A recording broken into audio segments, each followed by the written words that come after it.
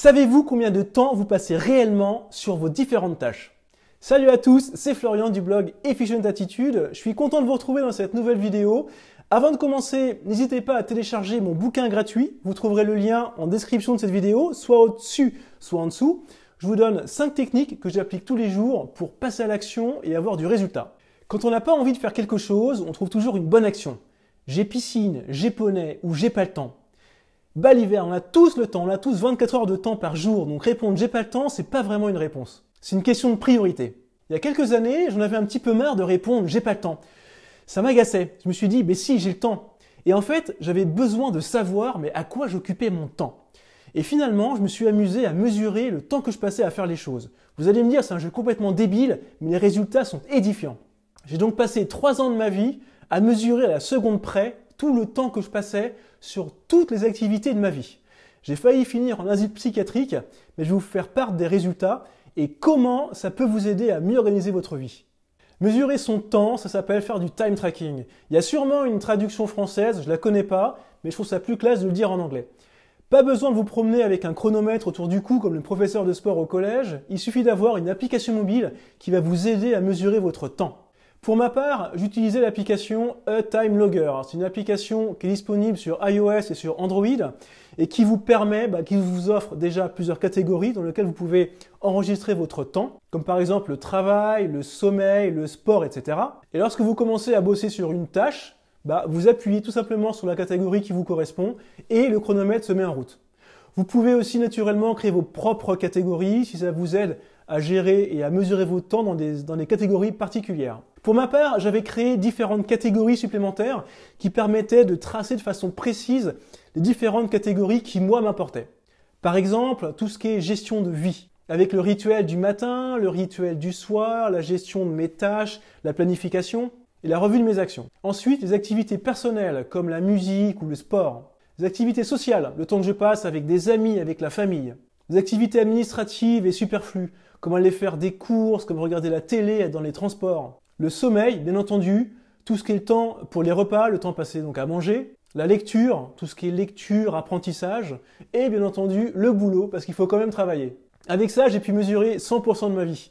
Alors, c'est sûr, c'est complètement dingue et je vous dis pas la tête que faisait ma chérie quand elle me voyait armer le chronomètre quand je passais du temps avec elle.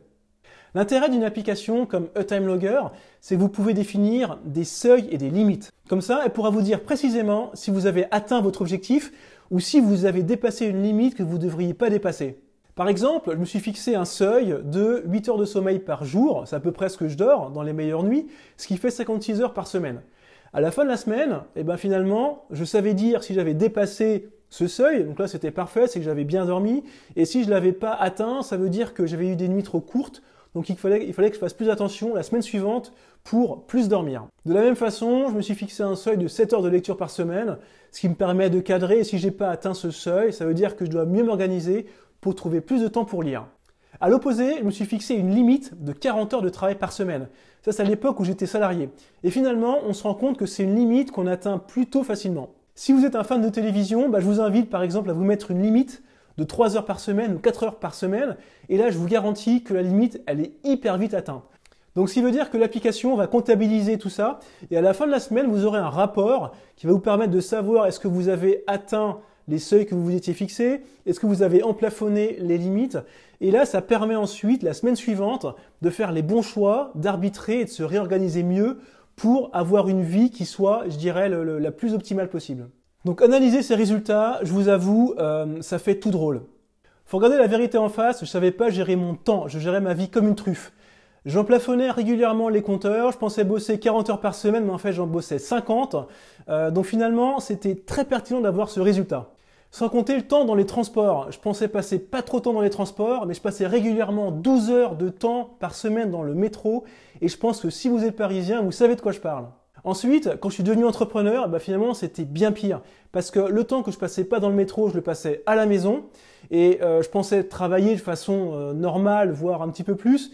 Mais en fait, je passais facilement 11 heures à bosser par jour. Le temps que je passais à travailler, je le passais finalement pas à faire du sport, pas à lire. Donc finalement, je passais pas de temps sur les tâches qui étaient vraiment importantes dans ma vie. Le seul domaine finalement où j'étais dans les clous, c'était le sommeil, parce que je sais pas que je suis un gros dormeur, mais j'ai besoin de de bien dormir pour être actif, avoir une bonne énergie. Donc là, ça allait à peu près, j'arrivais à peu près à gérer mon temps. Et bien dormir, c'est bien bosser. L'inverse n'est pas toujours vrai.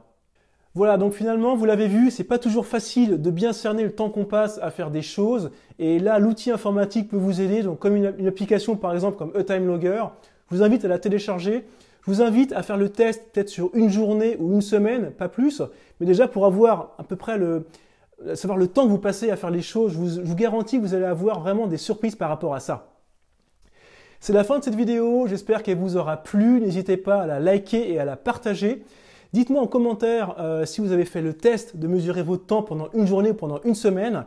N'hésitez pas à vous abonner à la chaîne, comme ça vous serez notifié dès qu'une nouvelle vidéo est sortie.